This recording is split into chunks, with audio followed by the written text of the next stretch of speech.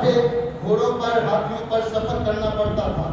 ہو سکتا ہے کہ اسے 10 دن لگ گئے ہو، اس سفر میں 15 دن لگ گئے ہو، 20 دن لگ گئے ہو، مہینہ لگ گیا ہو، لیکن سچائی کی پہچان کرنے کے لیے یہ سفر کر کے یہاں پر آتی.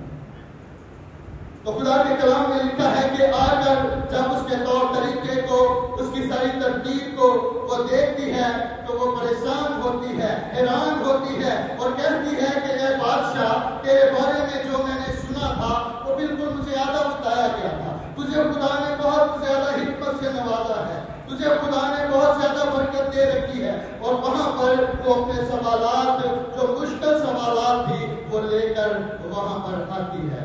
تو یہ اس دکن کی ملکہ کا ذکر ہو رہا ہے کہ ایک غیر مذہب ہوتے ہوئے، ایک غیر ایماندار ہوتے ہوئے، یہ سچائی کی پہچان تک پہنچنے کے لیے، اپنے سوالات کو حل کروانے کے لیے سلیمان کے پاس آتی ہے. لیکن میرے عزیزو، آپ اور میں جہاں پر آئے ہیں وہ سلیمان سے بھی بڑا ہے. ہاللیلویا.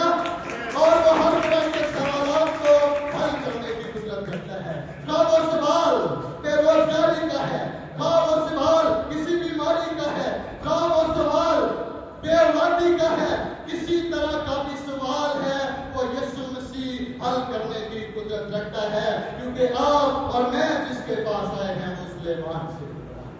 ہاللیلویا.